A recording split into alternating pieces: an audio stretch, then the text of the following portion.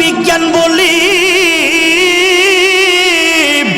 ওই মায়ের ব্যথার ডিগ্রিটাও এমন কঠিন হয়ে যায় রে, মা চোখের পানি ফালাইয়া বারবার আল্লাহকে ডাক দিয়ে বলে, আল্লাহ আর সহ্য করতে পারতেছি না রে আল্লাহ, আল্লাহ তুমি আমাকে মরণ দাও, আল্লাহ তুমি আমাকে মরণ দাও রে আল্লাহ। তারপরে আমি আর সহ্য করতে পারি না।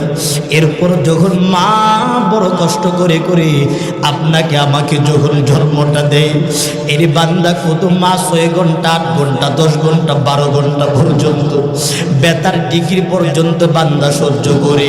আপনি আমি কত সন্তানের বাবা হইলাম, স্ত্রীদের কষ্ট তো বান্দা বান্দে দেখেছি রে বাবা। এত কষ্ট দেখলাম, দেখার পর চিন্তা করলাম এই দুনিয়ার জিন্দেগিতে কেমনে মায়ের সাথে নাফরমানি করি রে বাপ, এই দুনিয়ার জিন্দেগিতে কেমনে বাবার সাথে নাফরমানি করি। মা এত কষ্ট করে 12 ঘন্টা 14 ঘন্টা ব্যথার ডিগ্রি সহ্য করতে থাকে। আমার একটা সন্তান জন্ম নেওয়ার সময় তাকায় দেখলাম একটা নারী 2.5 দিন পর্যন্ত ব্যথার ডিগ্রি সহ্য করছে, তারপরেও সে সিজারের মধ্যে যায় নাই। ওই নারীটার ব্যথার যন্ত্রণার চিল্লির আওয়াজ মানুষ চোখের দিয়া দিয়া পানি ফালাইছে রে বাবা। স্ত্রীদের দিকেও তাকায় দেখলাম কত কষ্ট আর কষ্ট। আজকে যদি বাবা একটু চিন্তা করতাম, মা তো নিজে মারার সাথে পাঞ্জা লড়ে তোমাকে আমাকে দুনিয়াতে আসার সুযোগ করে দিল। এরে আল্লাহর বান্দা বান্দিরা, এই যে আখাউড়াতে আমার এক খালা ছিল, সে যখন তার সন্তান জন্ম দিবে, জন্ম দেওয়ার সময় এত কঠিন ব্যথার যন্ত্রণার ডিগ্রি ওই খালা সন্তান জন্ম নিছে। সন্তান জন্ম নেওয়ার পর সন্তানটা একটা ইকি দিয়ে এই দুনিয়া থেকে বিদায় নিয়ে চলে গেল রে বাবা। এই মৃত সন্তানটা তার কুলের মধ্যে দিবে, মা সহ্য করতে পারবি কি না? এমনিতেই খালা যখন জ্ঞান ফিরে তখন বলে, আমার সন্তানটা কই, সন্তানটা কই, সেই সন্তানটাকে আমার কোলের মধ্যে দাও, সন্তানটাকে আমার কোলের মধ্যে দাও। কিন্তু সন্তানটা তো মারা গেল। ডাক্তাররা এবার চিন্তা করে তাকাইয়া দেখে, এই মৃত সন্তানটাকে যদি মায়ের কোলের মধ্যে রাখি, মা সহ্য করতে পারবে কি না? কিন্তু এই মা নাসুর বান্দি ডাক দিয়া বলে, আমার সন্তানের জন্য আমি দিন নাই রাত নাই এত কষ্ট করলাম, মৃত্যুর সাথে পাঞ্জা লড়ে আমি সন্তান জন্ম দিলাম, আমার সন্তানটাকে আমার কুলের মধ্যে দাও। কিন্তু রে বাবা তাকায়া দেখে মৃত সন্তানটাকে নিয়া যখন মায়ের কুলের মধ্যে রাখছে, মা মৃত সন্তানটা দেখিয়া সহ্য করতে পারে নাই, একটা চিৎকার মাইরা সাথে সাথে দুনিয়া থেকে বিদায় নিয়ে চলে গেছে। ইন্না লিল্লাহি ওয়া ইন্না ইলাইহি রাজিউন। আখাউড়া হসপিটালে সে মারা গেল রে বাবা, বাঁচতে পারে নাই। সন্তানটা মারা গেছে, মা সহ্য করতে পারে নাই রে বাবা। এরে আল্লাহর বান্দা বান্দিরা, আল্লাহ ডাক দিয়া বলে, বান্দা বান্দি শুন, সেই মা বাবা তোকে দুনিয়াতে আসার পরে এত কষ্ট করে বান্দা বান্দি লালন পালন করলো, এত কষ্ট করে বান্দা বা তাকে বীর মে কালমা মে নামাজ ধুমে আজামে হায় নামে এলাহি চে মেলা নামে মোহাম্মদ, হায় নামে এলাহি চে মেলা নামে মোহাম্মদ। আল্লাহ আল্লাহ क्या मुबारक नाम है, अल्लाह আল্লাহ আশিকুকা কাম হে। আল্লাহ আল্লাহ হলো আশিকদের কাম, আল্লাহ হইল মুবারক নাম, আল্লাহ আল্লাহ হলো আশিকের কাম। যেই বান্দাটা আল্লাহ আল্লাহ জিকির করে সে হলো আশিক, আর মাশুক হলেন একমাত্র আমার আল্লাহ। মিয়ানে আশিক মাশুক রমজে ইস কিরামান কাতিবিনরা হাম খবর নিস। আশিক মাশুকের মধ্যে একটা প্রেম আছে, আত্মার প্রেম। ওই প্রেমের মধ্যে দুনিয়ার কারো কোনো হাত নাই, এমনকি কিরামান কাতিবিন ফেরেশতারও কোনো হাত নাই। একমাত্র হাত হলো আল্লাহ আর বান্দার মাঝে হলো একটা গোপন প্রেম। বলে যারা আল্লাহর সাথে গোপন প্রেমটা লাগায়া দিল সেই মানুষগুলি হলো জমানার ওলি। চিল্লায়া বলেন সুবহানাল্লাহ। আলা ইন্না আউলিয়া আল্লাহি লা খাউফুন আলাইহিম ওয়ালা হুম ইয়াহজানুন। আল্লাহ পাক বলেন যারা আমার ওলি হবে, যেই সমস্ত বান্দাগুলি আমার ওলি হবে, লা খাউফুন আলাইহিম ফিদ দুনিয়া ওয়ালা হুম ইয়াহজানুনা ফিল আখিরাহ ওয়া ফি ইয়াউমিল কিয়ামাহ। ও বান্দা বান্দিরা শুনো, যেই সমস্ত বান্দা বান্দিরা আমার ওলি হয়ে যাবে, দুনিয়াতে এদের কোনো ভয় নাই, মরণের পরে কবরের মধ্যে কোনো চিন্তা নাই, টেনশন নাই, পেরেশানিও নাই, হাসরেও তাদের কোনো চিন্তা পেরেশানি টেনশন নাই। যারা আমার বন্ধু তারা হাসতে হাসতে জান্নাতের মেহমান হয়ে যাবে। সুবহানাল্লাহ জোরে বলেন। আউলিয়ারা কার উকবাব ইখতিয়ার, জাহেলারা কার দুনিয়া ইখতিয়ার, মুমিনু বা রায়ে দুনিয়া দোজখ, কাফেরু বা রায়ে দুনিয়া জান্নাত। আউলিয়া কেরাম যারা হবে তারা একমাত্র আল্লাহর জন্য পাগল, আর দুনিয়াদার দুনিয়ার বান্দা যারা হবে তারা দুনিয়ার জন্য পাগল।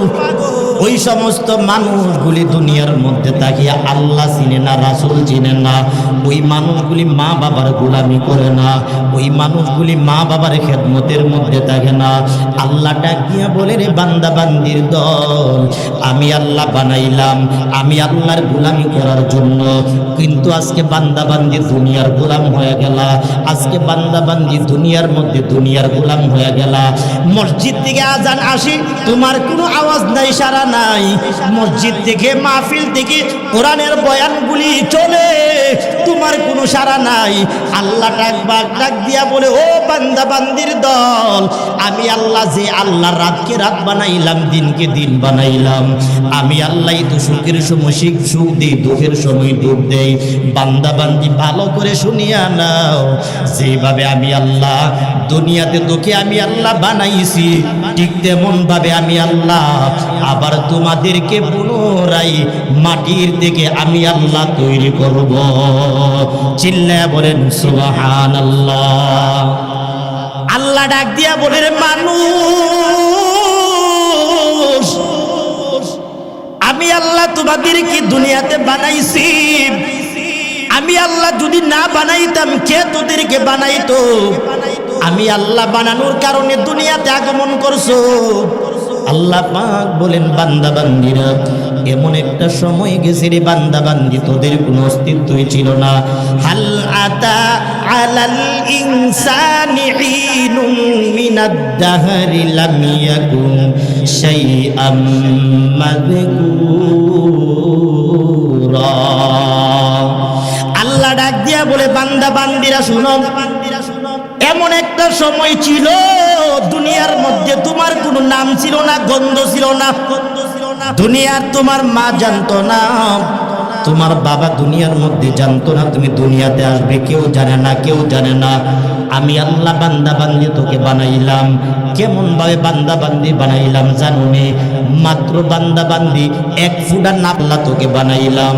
এই বান্দা বান্দি কোনো একদিন তুই বাবার পেটের মধ্যে ছিলি, কোনো একদিন তুই মায়ের গর্ভের মধ্যে ছিলি রে বান্দা বান্দি। দুনিয়ার কোনো নাম ছিল না, দুনিয়ার কোনো গ্রামও ছিল না। আমি আল্লাহ বড় মায়া করে দয়া করে দুনিয়াতে আমি আল্লাহ বানাইছি। জোরে বলেন না সুবহানাল্লাহ, সুবহানাল্লাহ। বর্তমান বিজ্ঞান বলি আপনি আমি সৃষ্টির পেছনে বাবার পিঠের দিকে যখন এই নাপাক পানিটা স্পিডে যখন মায়ের রেহেমের দিকে দূর মারলো, সেই পানিটার মধ্যে 1 2 জন না, প্রায় 2 লক্ষ কীট ছিল, 2 লক্ষ জনসংখ্যা ছিল, 2 লক্ষ। সবাইকে একসাথে একটা দূর মারছে, কে জয় হবে? সেই প্রতিযোগীর মধ্যে আমিও ছিলাম, আপনিও ছিলেন। সবাই মিলে একটা দূর মারলাম। ওই দূরের মধ্যে যখন মায়ের রেহেমের মধ্যে পৌঁছার জন্য গেলাম, বিজ্ঞান বলে সেই কীটগুলা যখন 2 লক্ষ কীট একসাথে দূর মারলো, মায়ের রেহেমের দরওয়াজাটা তখন খোলা। কোন বান্দা বান্দি গিয়ে আগে গিয়া পৌঁছবে?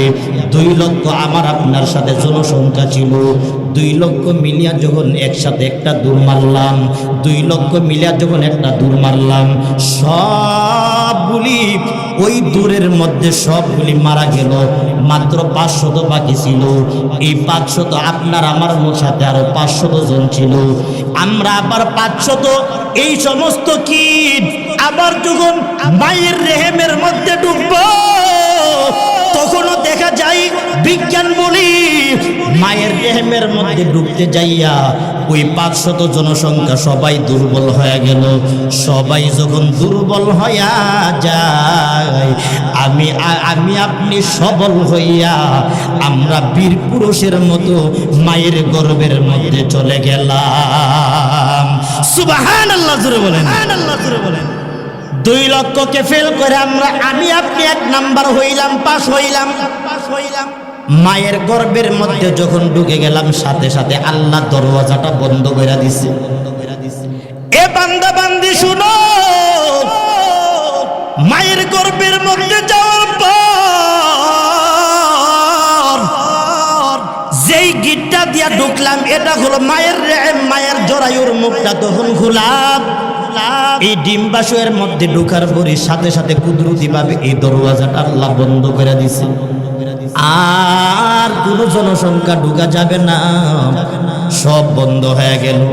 তোমাকে আমাকে আল্লাহ পাক সেই জায়গার মধ্যে প্রথম আল্লাহ বলেন 40 দিন লাগাইয়া আমি আল্লাহ ওই 1 ফোঁটা পানিটাকে আমি আল্লাহ একটা রক্তের একটা পিণ্ড বানায়া দিলাম। এরপর আমি আল্লাহ রক্তের পিণ্ডটাকে আবার আমি আল্লাহ গোশতের টুকরা বানায়া দিলাম। ওয়াল্লাযী খলাকাকুম মিন তুরাব সুম্মা মিন নুতফা সুম্মা মিন আলাকা। আলাকা মানে হলো রক্তের একটা পিণ্ড। এরপরে সুম্মা মিন মুদগা। এরপর আমি আল্লাহ তোমাদেরকে ওই গর্ভের ভিতরে আবার গোশতের একটা টুকরা আমি দিয়া দিলাম। ওই গোশতের টুকরার ভিতরে আমি আল্লাহ ফাকাসাউনাল ইযামা লাহমা, আমি আল্লাহ চিকন করে আমি আল্লাহ হাড্ডি বানায়া দিলাম। হাড্ডির মধ্যে আমি আল্লাহ গোশত বেচায়া দিলাম। গোশত হয়ে গেল। এই বান্দা বান্দি সেই জায়গার মধ্যে দুনিয়ার কোনো হাত নাই, সেই জায়গার মধ্যে দুনিয়ার কোনো মার কোনো হাত নাই। বান্দা বান্দিরা শুনো, ওই জায়গার মধ্যে আমি আল্লাহ বড় মায়া করে বান্দা বান্দি তোদেরকে বানাইছি। মা জানে না, বাবা জানে না তুই বান্দা কালো হবে নাকি সাদা হবে নাকি লম্বা হবে নাকি বেটে হবে রে বান্দা।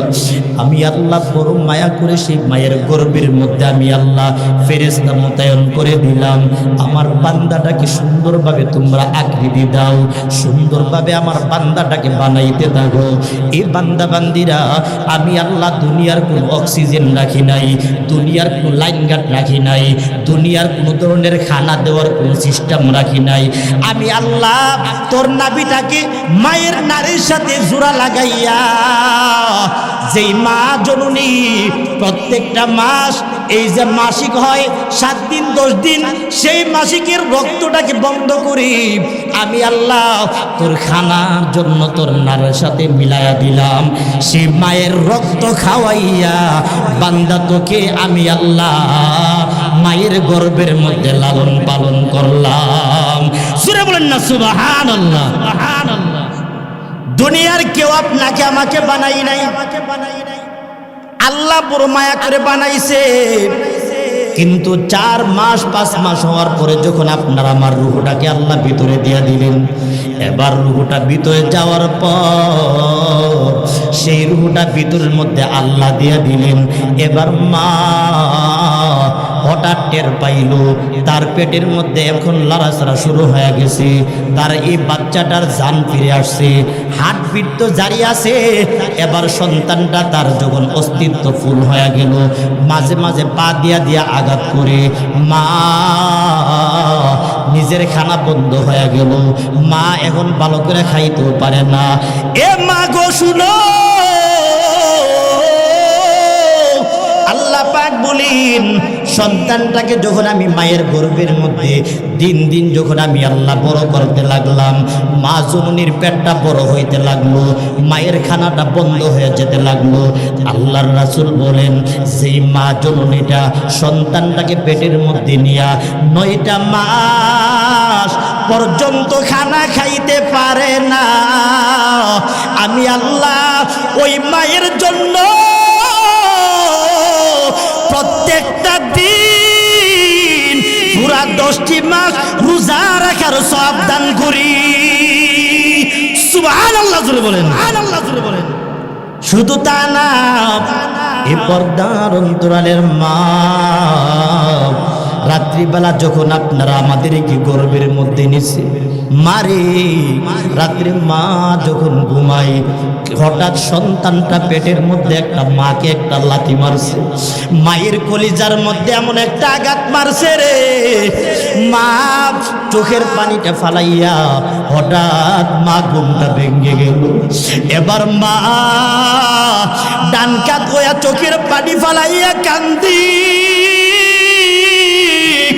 বাবা মায়ের কষ্টটা বুঝে না। বাবা ডাক দিয়া বলে রে বিবি, তুমি কেন চোখের পানি ফালাইয়া এই রাত্রিবেলা তুমি চোখের পানি ফালাইয়া কান্না করি?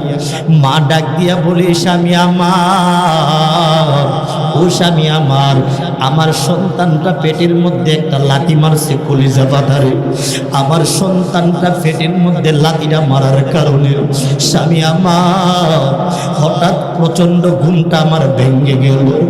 এর স্বামী আমার জানি না সন্তান আমাকে পেটের মধ্যে কলিজার মধ্যে লাথি মারলো। এ স্বামী সন্তানটার মুখ আমি দেখতে পারবো কিনা রে স্বামী, আপনাকে আমি সন্তানের মুখ দেখাইতে পারবো কিনা? কিন্তু তারপরেও স্বামী বুঝে না মা জননীটা কত কষ্ট করছে। আল্লাহর রাসূল বলেন যেই মা পেটের মধ্যে সন্তানটা নিয়ে রাত্রিবেলা ঘুমাইলো, আল্লাহ পাক সেই মায়ের আমল নামায় পুরা 10টি মাস এক একটা রাত লাইলাতুল কদরে দাঁড়াইয়া নামাজ পড়লে যে পরিমাণ সওয়াব হবে সেই পরিমাণ সওয়াব মায়ের আমল নামাই আল্লাহ পাক দান করে। সুবহানাল্লাহ জোরে বলেন। সুবহানাল্লাহ জোরে বলেন। সেই মাকে আজকে আমরা চিনি না, বাবাকে আজকে চিনি না। সামনের দিক দিয়ে আরেকটু যান, আল্লাহ ডাক দিয়া বলে বান্দা শোন, মায়ের পেটের মধ্যে আমি আল্লাহ তোকে আমি খাওয়াইলাম, মায়ের পেটের মধ্যে আমি আল্লাহ বান্দা তোকে লালন পালন করলাম। এ বান্দা মা জননী তোর জন্য কত আশা নিয়া নিয়া দিন যাই রাত যাই।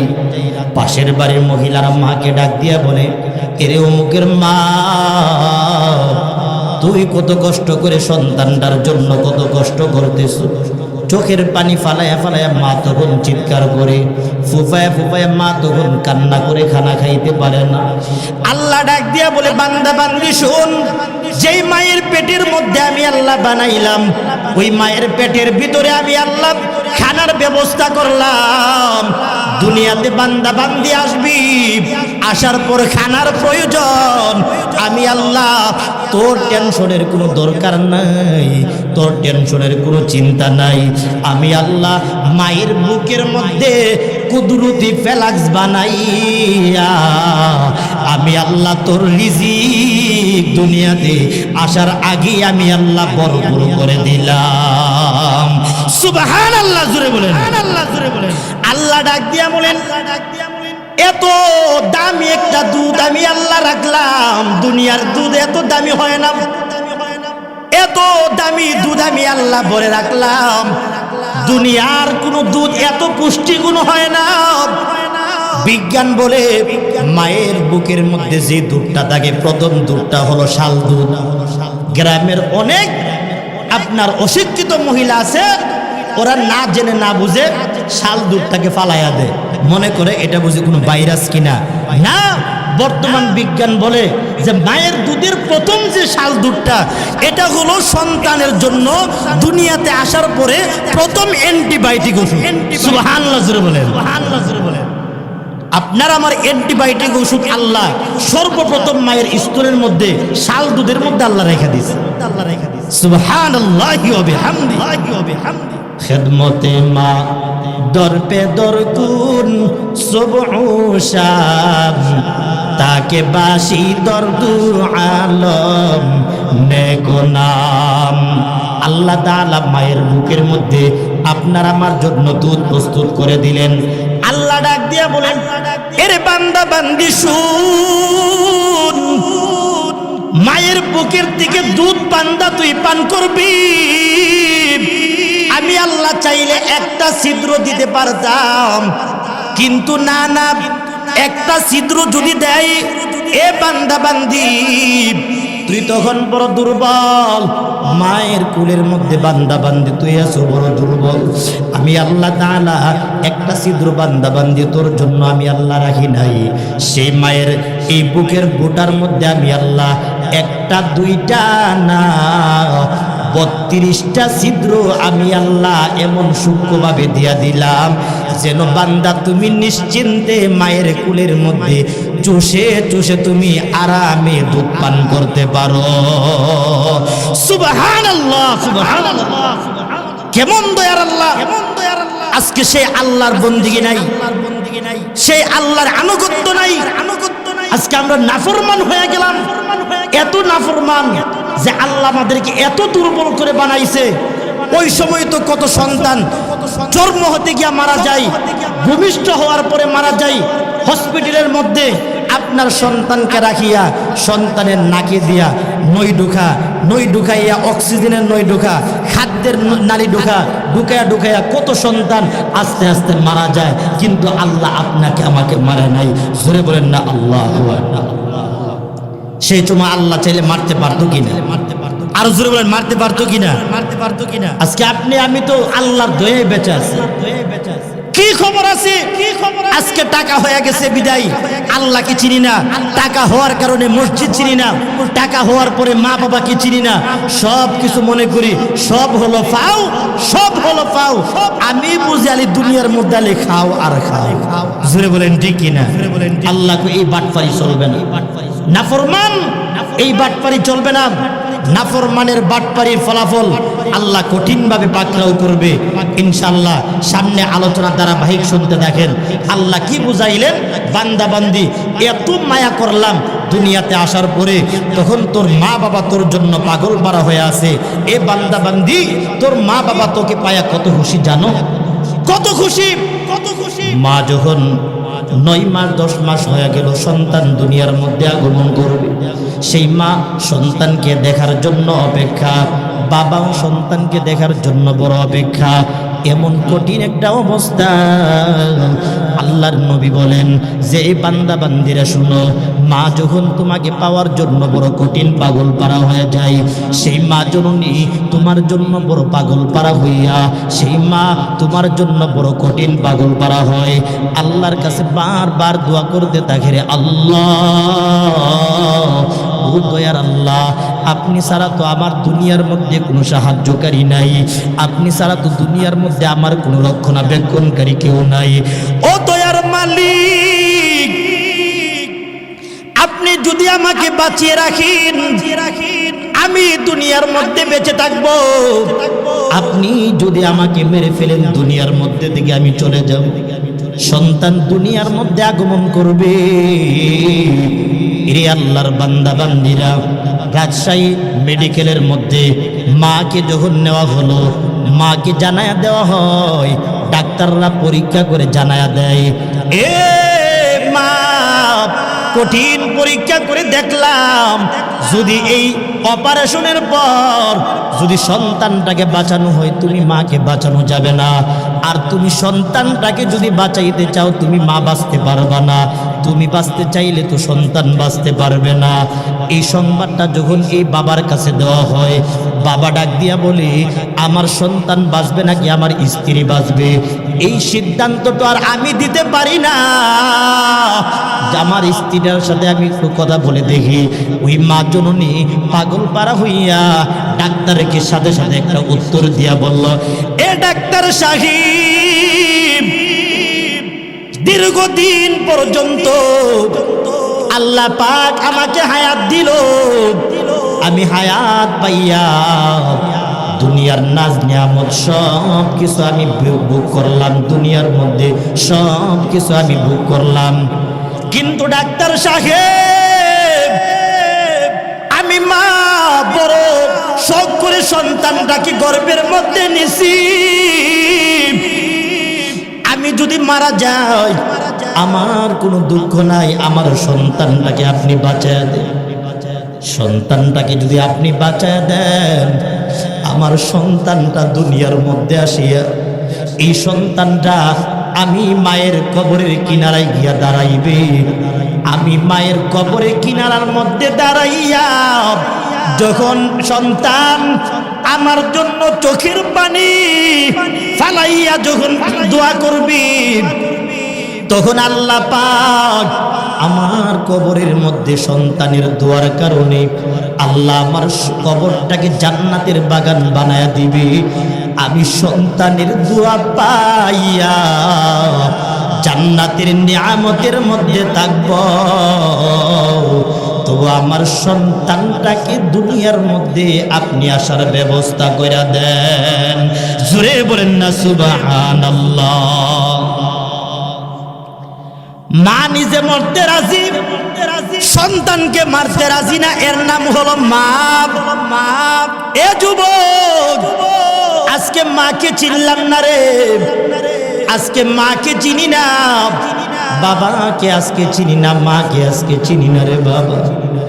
এই মা জননী নিজে মরতে রাজি হয়, সন্তান দুনিয়ার মধ্যে আগমন করবে, মা মৃত্যুর সাথে তখন পাঞ্জালরে, মৃত্যুর সাথে পাঞ্জালরে। কেমন মৃত্যুর সাথে পাঞ্জালরে জানো? বর্তমান বিজ্ঞান বলি, ও দুনিয়ার মানুষরে, একটা মানুষ বেতার যন্ত্রণার ডিগ্রি সহ্য করতে পারে 42 থেকে 44 ডিগ্রি, এরপর যদি বেতার ডিগ্রি বেড়ে যায় মানুষটা জায়গার মধ্যে স্ট্রোক করে মারা যাবে, আর সহ্য করতে পারবে। কিন্তু মা জননী তোমাকে আমাকে জন্ম দেওয়ার সময় তার বেতার ডিগ্রি 42 আর 44 ডিগ্রি থাকে না রে বাবা, 52 থেকে 54 ডিগ্রি পর্যন্ত মায়ের বেতার ডিগ্রি বেড়ে যায়। বলে এত কঠিন বেতার ডিগ্রি, এত কঠিন বেতার ডিগ্রি, আল্লাহর বান্দিটা তখন কেমন করে বেঁচে যায়? ডাক্তার বিজ্ঞানরা বলে এই দুনিয়ার নবীর উম্মত একটা জীবিত মানুষকে যখন জীবিত মানুষটাকে যখন আপনার এই সারগুলি হাড়গুলাকে যখন জীবিত রাইখা এমনভাবে পেলাস দিয়া আপনার কাশকল দিয়া কুবাইয়া মুরসায়া বাঁধলে যেই পরিমাণ কষ্ট হয়, একটা মানুষকে জীবিত মানুষটাকে এই সারগুলিকে ভেঙে ফেললে যেমন কষ্ট হয়, মায়ার নবীর উম্মতের দলেরা শুনো, বর্তমান বিজ্ঞান বলি ডিগ্রিটাও এমন কঠিন হয়ে যায় রে, মা চোখের পানি ফালাইয়া বারবার আল্লাহকে ডাক দিয়ে বলে, আল্লাহ আর সহ্য করতে পারতেছি না রে আল্লাহ, আল্লাহ তুমি আমাকে মরণ দাও, আল্লাহ তুমি আমাকে মরণ দাও রে আল্লাহ। তারপরে আমি আর সহ্য করতে পারি না। এরপর যখন মা বড় কষ্ট করে করে আপনাকে আমাকে যখন জন্মটা দেয়, এর বান্দা কত মা 6 ঘন্টা 8 ঘন্টা 10 ঘন্টা 12 ঘন্টা পর্যন্ত বেতার ডিগ্রি পর্যন্ত বান্দা সহ্য করে। আপনি আমি কত সন্তানের বাবা হইলাম, স্ত্রীদের কষ্ট তো বান্দা বান্দে দেখেছি রে বাবা। এত কষ্ট দেখলাম, দেখার পর চিন্তা করলাম এই দুনিয়ার জিন্দেগিতে কেমনে মায়ের সাথে নাফরমানি করি রে বাপ, এই দুনিয়ার জিন্দেগিতে কেমনে বাবার সাথে নাফরমানি করি। মা এত কষ্ট করে 12 ঘন্টা 14 ঘন্টা বেতার ডিগ্রি সহ্য করতে থাকে। আমার একটা সন্তান জন্ম নেওয়ার সময় তাকায় দেখলাম একটা নারী 2.5 দিন পর্যন্ত বেতার ডিগ্রি সহ্য করছে, তারপরেও সে সিজারের মধ্যে যায় নাই।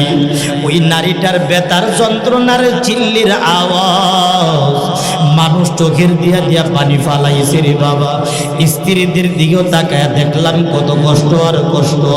আজকে যদি বাবা একটু চিন্তা করতাম, মা তো নিজে মারার সাথে পাঞ্জালো রে, তোমাকে আমাকে দুনিয়াতে আসার সুযোগ করে দিল। এরে আল্লাহর বান্দা বান্দিরা, এই যে আখাউড়াতে আমার এক খালা ছিল, সে যখন তার সন্তান জন্ম দিবে, জন্ম দেওয়ার সময় এত কঠিন বেতার যন্ত্রণার ডিগ্রি ওই খালা সন্তান জন্ম নিছে। সন্তান জন্ম নেওয়ার পর সন্তানটা একটা ইকি দিয়ে এই দুনিয়া থেকে বিদায় নিয়ে চলে গেল রে বাবা। এই মৃত সন্তানটা তার কুলের মধ্যে দিবে, মা সহ্য করতে পারবি কি না।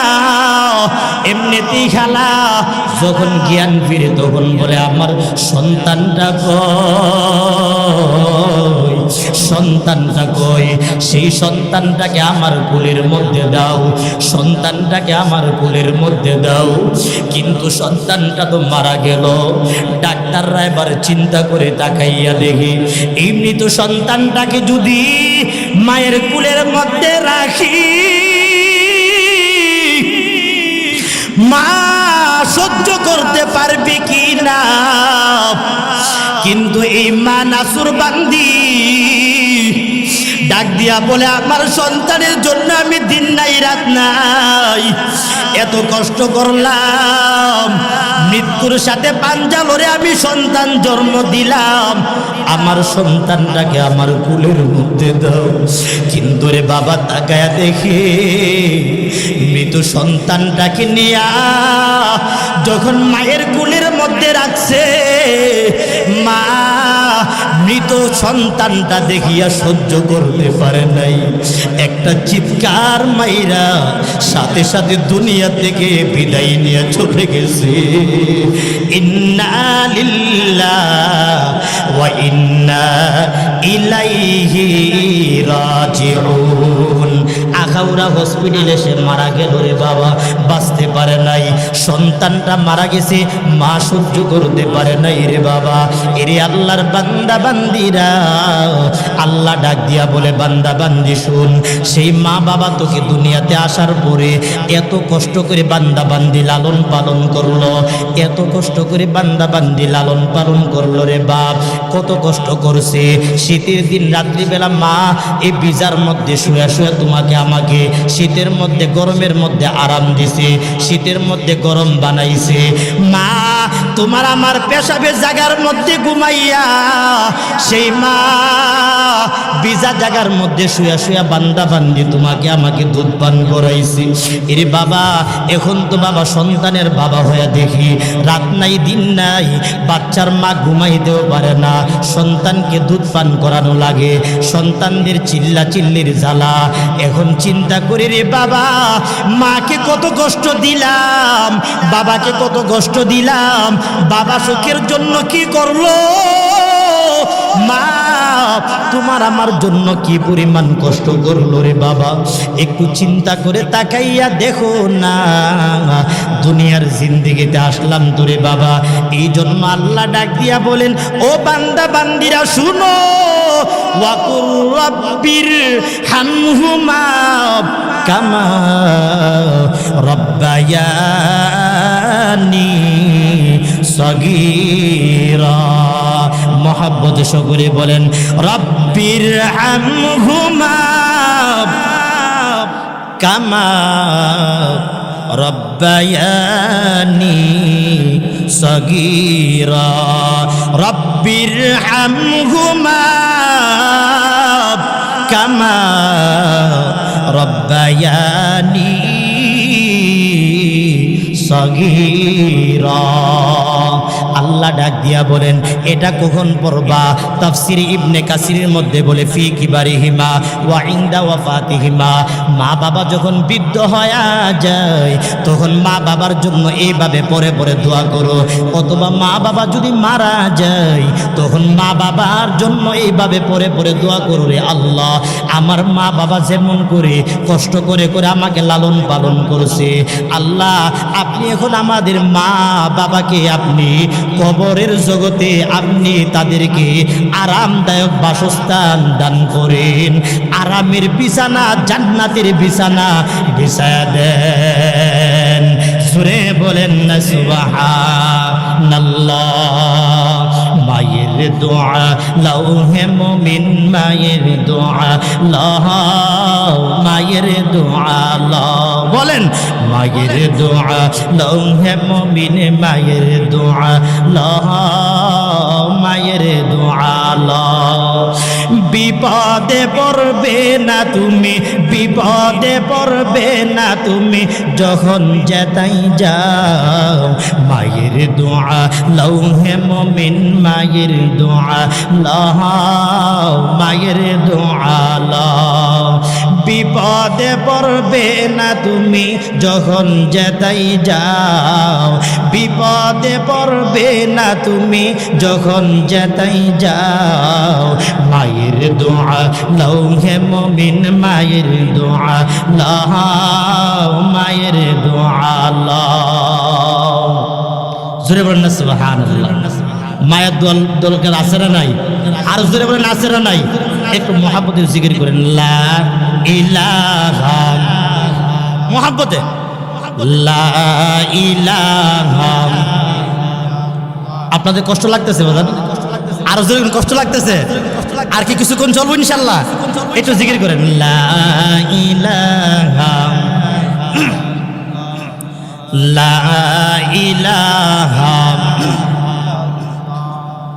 লা ইলাহা ইল্লাল্লাহ, লা ইলাহা, লা ইলাহা ইল্লাল্লাহ, লা ইলাহা, লা ইলাহা।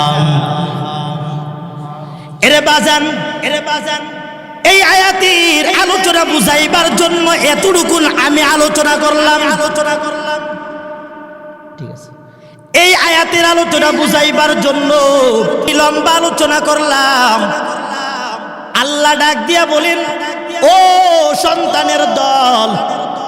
আল্লাহ আরেক আয়াতের মধ্যে আমার আল্লাহ তাআলা সুন্দরভাবে বলেন, কত সুন্দরভাবে আল্লাহ বলেন, এ বান্দা বান্দিরা আনিশকুরলি ওয়ালি ওয়ালিদাই। এ বান্দা বান্দি, এক নাম্বার আমি আল্লাহর শুকর আদায় কর, এক নাম্বার আমি আল্লাহর শুকর। দুই নাম্বার হলো মা বাবার শুকর আদায় কর। সুবহানাল্লাহ জোরে বলেন না? আরে চিন্তা করছেন, আল্লাহর সাথে নিয়ে মা বাপরে আল্লাহ হারা করে দিছে, যে এক নাম্বার আমি আল্লাহর শুকর আদায় কর, দুই নাম্বার কার শুকর আদায় করো? খেদমতে মা দরপে দর কুন সব হুসান থাকে বাসি দর দুআল খেদমতে মা দর পে দর কুনে খিতিয়ার তাকে বাসি দর দু আলম বখতিয়ার। সুবহানাল্লাহ জোরে বলেন, সুবহানাল্লাহ জোরে বলেন। সকাল সন্ধ্যা মা বাবার খেদমত করো। কি পরিমাণ মায়ের খেদমত করবা জানো? ও দাতুর পহেলার মুসলমানেরে, এখন একটু আলোচনাটা করতে বাজান একটু ভালো লাগবে, আপনাদেরও শুনতে ভালো লাগবে। সুবহানাল্লাহ জোরে বলেন। এখন আমি একটু আরেকটা মায়ের ঘটনার দিকে যাব, হাদিস থেকে মা বাবার ঘটনার দিকে যাব। সহিহ মুসলিম শরীফের মধ্যে একটা ঘটনা, লম্বা একটা ঘটনা উল্লেখ করা হয়। ও নবীর উম্মতের দল, সহিহ মুসলিম শরীফের মধ্যে লম্বা একটি ঘটনা। তিন আল্লাহর বান্দা যুবক বাইনামা রাজুলিন ইয়াতামাশাউন বাইনামা সালাসাতু নাফার ইয়াতামাশাউন। তিনজন বান্দা পাহাড়ের পাদদেশ দিয়ে হেঁটে হেঁটে চলে যায়। গভীর মনোযোগ দিয়া শুনবেন, গভীর মনোযোগ। তিনজন যুবক পাহাড়ের পাদদেশ দিয়া হেঁটে হেঁটে যায়। এবার তিন আল্লাহর বান্দা যখন চলতে লাগলো, আখাযাহুমুল মাতর, এই তিনজনকে যখন আপনার বৃষ্টি পেয়ে গেল, প্রচন্ড বৃষ্টি, প্রচন্ড জ্বরের গতিতে পড়ে গেল। আজকে একটা ভূমিকম্প হয়ে গেছে রে বাবা, কথা বলেন ঠিক কিনা? এত বড় কঠিন ভূমিকম্প। আজকের ভূমিকম্পের কারণে ঢাকা শহরের মধ্যে 6 তলা এক মসজিদের মিনার আরেক বিল্ডিং এর উপর গিয়া মোটামুটি আইচা পড়ছে। আবার আরেক বিল্ডিং থেকে রোলিং করে জায়গার মধ্যে তিনজন শেষ। বহু মানুষ আজকে মারা গেল রে বাবা, বহু বিল্ডিং একটা আরেকটার সাথে গিয়ে মিলে গেল। আজকে অনেক বড় একটা ভূমিকম্প চলে গেল। আল্লাহ ডাক দিয়া বলে, বান্দা বান্দিরা শুন, আমি আল্লাহ তাআলা এই জমিনটাকে বানাইলাম, এই জমিনটাকে আমি আল্লাহ একদিন ধ্বংস করব। ধ্বংস যে আমি আল্লাহ করব, এর আগে আগে কিছু সিগন্যাল আমি আল্লাহ ভূমিকম্পের মাধ্যমে দেখায়া দেয়। চিল্লায় বলেন ঠিক কিনা? আল্লাহ একদিন এই জমিন ধ্বংস করবে, আমি আপনি কেউ থাকবো না, এর মধ্যে কোনো সন্দেহ নাই। চিল্লায় বলেন ঠিক কিনা? আল্লাহ ডাক দিয়া বলেন, এ যুবক, সহিহ মুসলিম শরীফের ঘটনা। তিনজন যুবক যখন কঠিন ঝড় তুফানের মধ্যে পড়ে গেল, এবার হঠাৎ তাকায় দেখে যে পাহাড়ের মধ্যে একটা গুহা দেখা যায়। ওই গুহার মধ্যে ঢুকতে হবে। ফামালু ইলা গারিন ফিল জাবাল। তিনজন যুবক এত কঠিন আপনার ঝড় তুফান থেকে বাঁচার জন্য গিয়া গুহার ভিতরে গিয়া ঢুকলো। গুহার ভিতরে ঢোকার পরে এরপর ফানহাত্তাতিস সখরাতু মিনাল জাবাল। হঠাৎ পাহাড়ের উপর থেকে একটা পাথর ধসে পড়লো। আবার এই পাথরটা পড়িয়া ডাইরেক্ট পড়ে গেল আলা ফামি গারিহিম, তাদের গুহার মুখের উপর পাথরটা পড়ে গেল। তিনজন যুবক একটা গুহার ভিতরে ঢুকছে। গুহাটা ছোট না বড়? আর যেরকম গুহাটা ছোট না বড়? এই যে গর্তটা ছোট না বড়? এত বড় বিশাল পাথর ইচ্ছা করলে নাড়াইতেও পারবে না, ইচ্ছা করলে সরাইতেও পারবে না রে বাবা। এমন কঠিন পরিস্থিতির মধ্যে পড়ে গেল। ফাআকবাকাত আলাইহিম, পাথরটা তাদের মুখটাকে একেবারে বন্ধ করে দিল। গুহার একেবারে মুখ বন্ধ করে দিল। আসমান দেখা যায় না, সূর্যের আলো দেখা যায় না, কিছুই দেখা যায় না। কঠিন অবস্থার মধ্যে পড়ে গেল গুহার ভিতরে। এবার ফাকালা বাযুহুম লিবাযিন উনজুরু ইলা আমালিন আমিলতুমুহা লিল্লাহি সালিহা। একজন আরেকজনকে ডাক দিয়া বলে, এ ভাই রে, জীবনে কোনো ভালো কাজ করছো কি না একটু তুমি চিন্তা করে দেখো। জীবনে কে একমাত্র আল্লাহর জন্য ভালো কাজ করছো?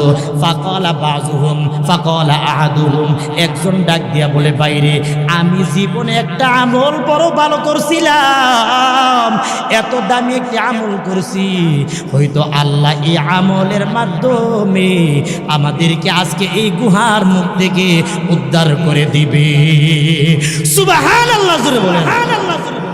এবার বলে তাহলে তুমি বলো কি আমল?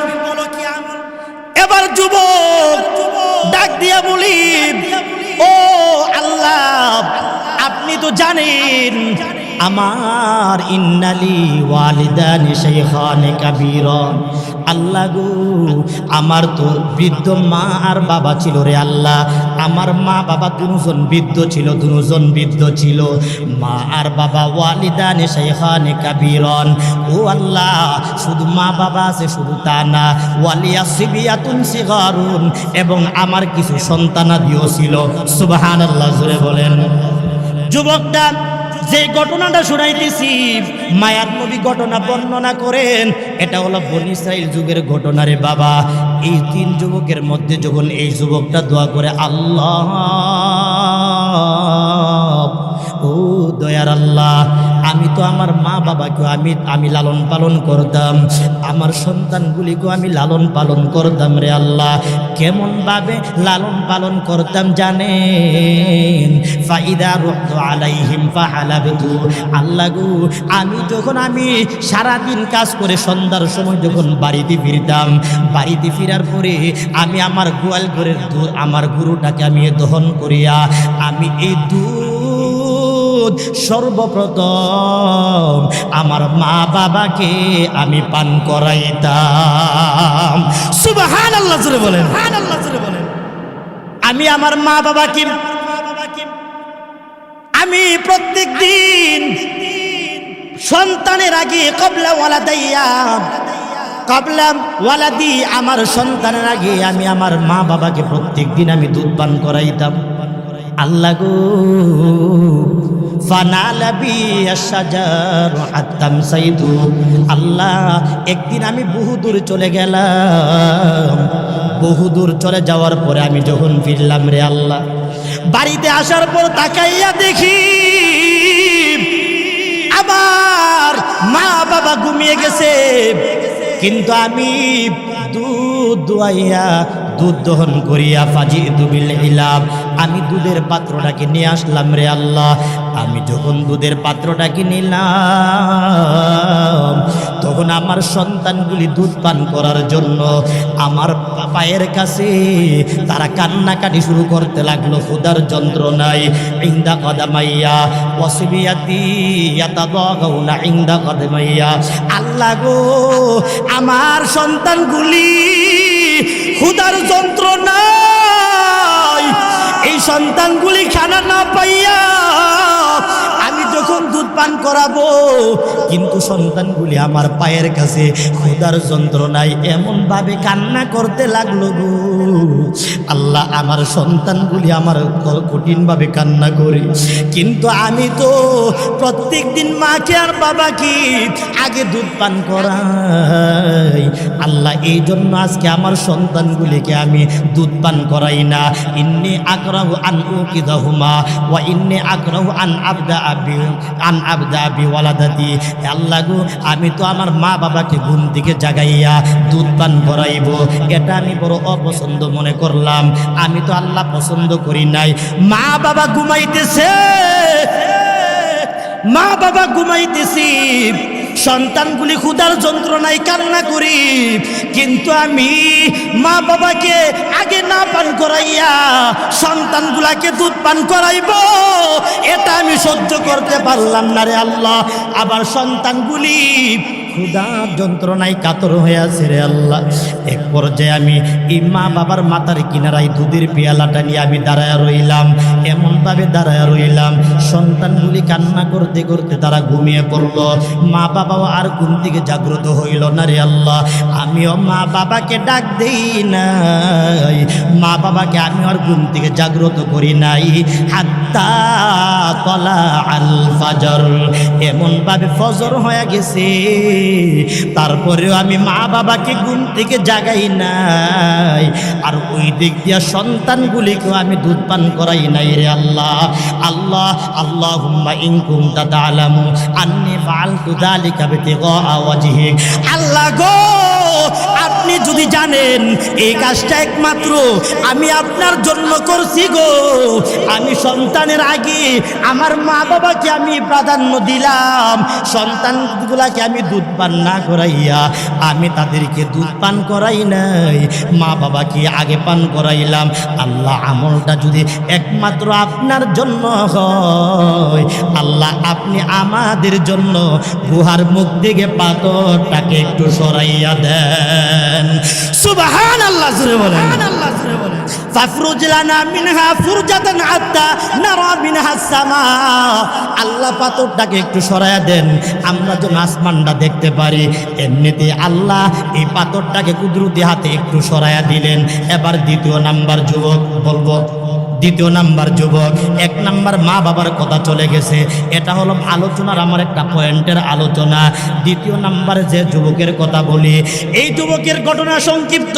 এই যুবক ডাক দিয়া বলে, আল্লাহ গো, আমার একটা চাচাতো বোন ছিল, ইন্নালি কানাত ইবনাতু আম্মি।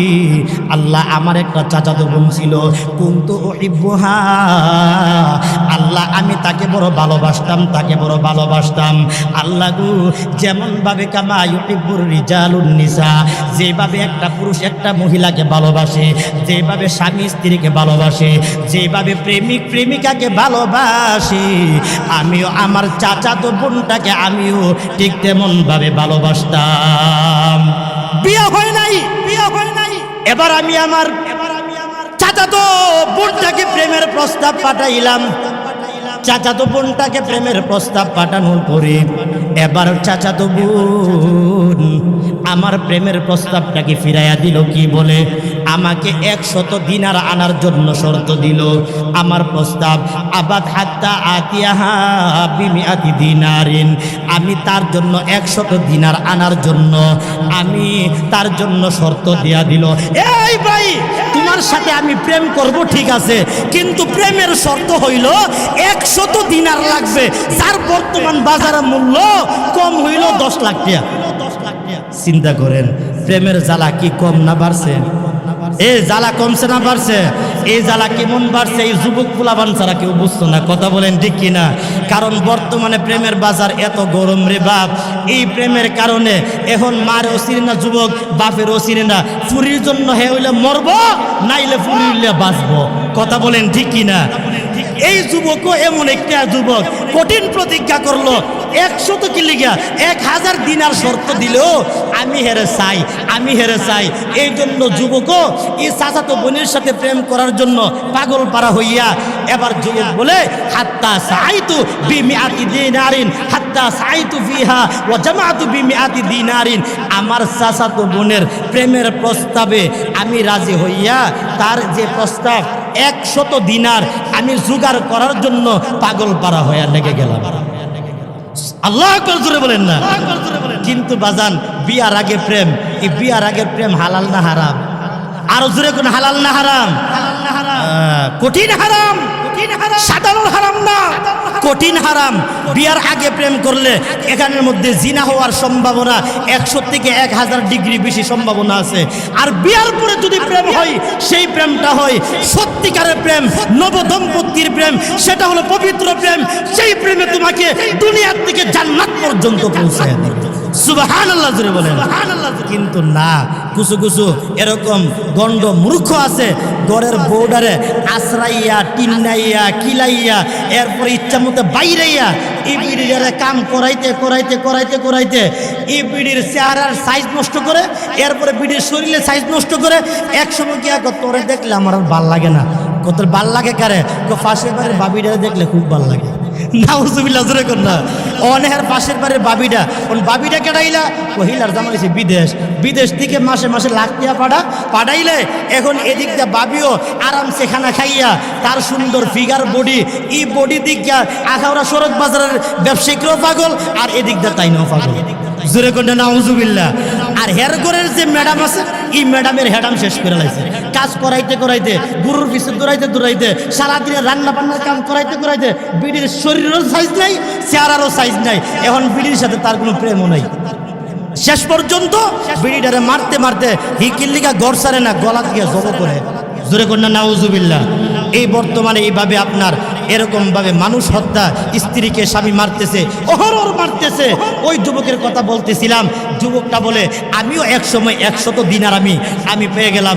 আমি যখন 100 দিনার লইয়া এই বর্তমান যুগে 10 লাখ টাকার বান্ডিল এমনভাবে নিয়ে এবার যুবকের সামনে গিয়ে হাজির। ডাক দিয়া বলে, চাচা তো বোন আমার, বোন রে, তোমার শর্ত ছিল আমার প্রেমে তুমি রাজি হইবা। শর্ত ছিল তুমি 100 দিনার পাইলে তুমি আমার প্রেমে রাজি হয়ে যাইবে। এ বোন, তোর প্রেমে এত পাগল আমি, তোর জন্য পাগল পারা হইয়া আমি বছর ঘুরাইয়া বছর লাগাইয়া 100 দিনার নিয়ে আসলাম। এবার তুই আমার প্রস্তাবে রাজি হয়ে যা। চাচা তো বোন, তোর কথা বলার সময় নাই। শর্ত ছিল 1 লক্ষ টাকা লাগবে। আমি 1 লক্ষ টাকা জোগাড় করে নিয়ে আসলাম। এবার যুবকটা ডাক দিয়া বলে, আমি যখন আমার চাচাতো বোনটাকে আমি যখন এক পর্যায়ে আমি তাকে জোরপূর্বক ধরিয়া তাকে জমিনের মধ্যে শোয়াইয়া দিলাম। আমার চাচাতো বোনটাকে শোয়ানোর পর এরপর যখন আদা জালাস্তু ইনদারি জিলাই হিমাব, আমি যখন তার 2 পায়ের উপর ভর দিয়ে যখন আমি বসে গেলাম, তার দেহের উপর ভর দিয়া বসে গেলাম। এবার চাচাতো বোনটা ডানে বামে তাকাইয়া এবার যুবকটার দিকে তাকাইয়া ডাক দিয়া বলে, ভাই রে, ও আমার প্রাণের ভাই, এমন একটা জায়গার মধ্যে তুমি আমাকে ধরছো। আমার মা আমার পাশে নাই, আমার বাবা আমার পাশে নাই, আমার কোনো ভাই বেরাদর আমার পাশে নাই, তুমি আর আমি ছাড়া এখানের মধ্যে কেউ নাই।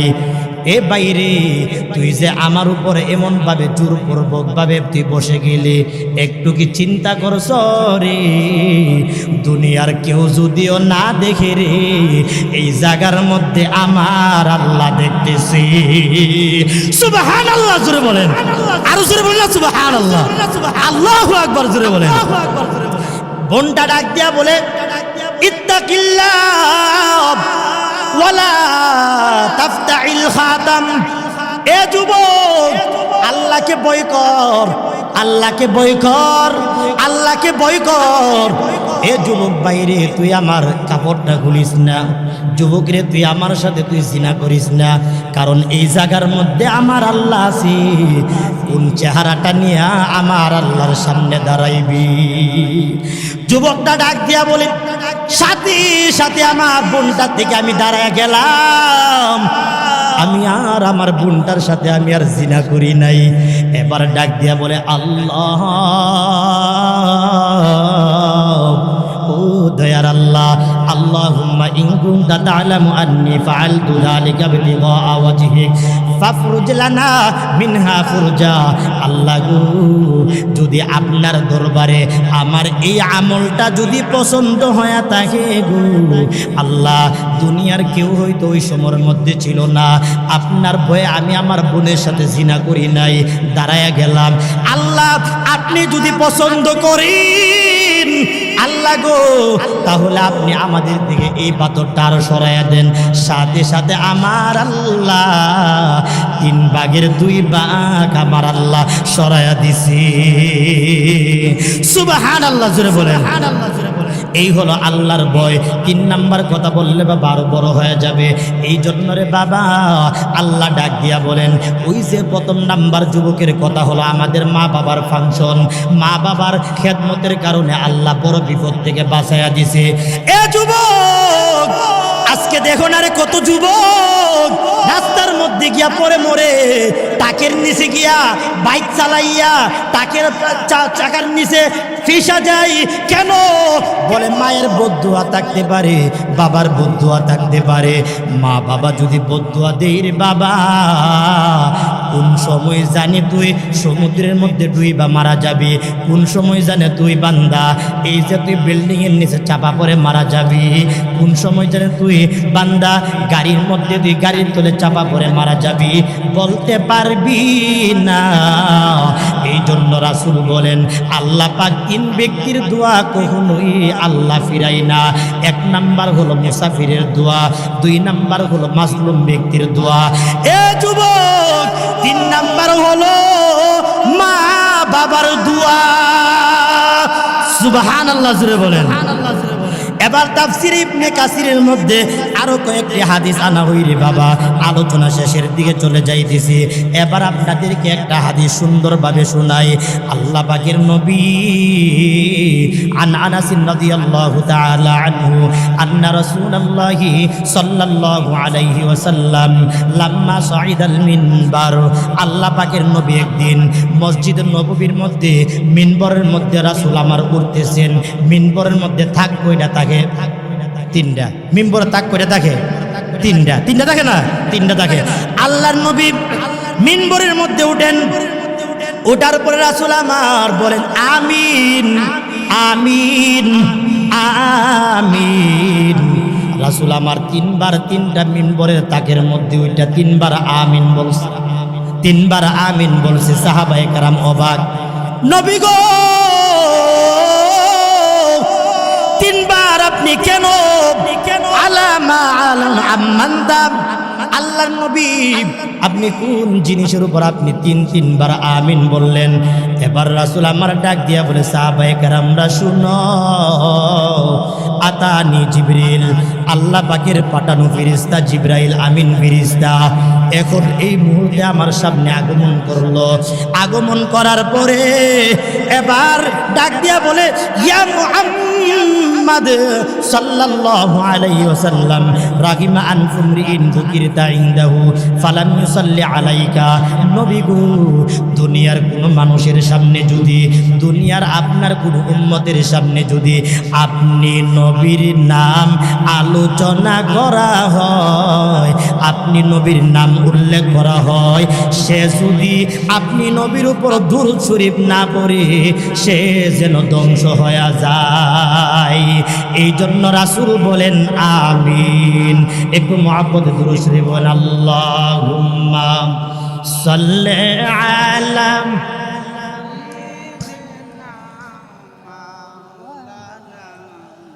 মুহাম্মাদ ওয়া আলা আলি সাইয়্যিদিনা মাওলানা। এবার রাসূল বলেন দুই নাম্বার হলো জিবরাইল আমিন ডাক দিয়া বলি রাগিমা আনফুমরিন দাখালা আলাইহি শাহরু রমাদান। নবী আমার আপনার কোন উম্মতের সামনে যদি রমজান মাস আসে, তুম্মা খারাজা ওয়ালাম ইউগফার লাহু, রমজান মাসে কাটায় দিল, কিন্তু রমজান মাস কাটানোর পর কিন্তু সে তার নিজের গুনাহগুলিকে ক্ষমা করাতে পারে নাই, সেই উম্মতটা যেন ধ্বংস হয়ে যায়। সামনে কিন্তু বাবা রমজান মাস আসতেছে। তিন নাম্বার হলো রাসূল বলেন এই বদদুয়ার কারণে আমি আমিন আমিন বলছি। তিন নাম্বার হলো আল্লাহ পাকের পাঠানো ফেরেশতা ডাক দিয়া বলে নবী রাগিমান ফুমরিন আদরাকা আবাওয়াইহি আও আ'আদাহুমা ফালাম ইউদখিলাহুল জান্নাহ। নবী গো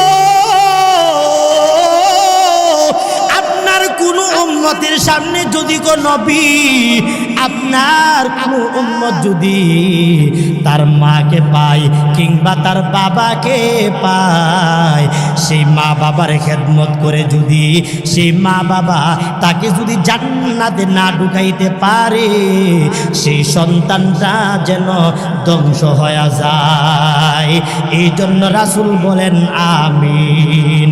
এই জন্য মা বাবার খেদমত করার দরকার আছে না নাই? আরো জোরে বলেন আছে না নাই?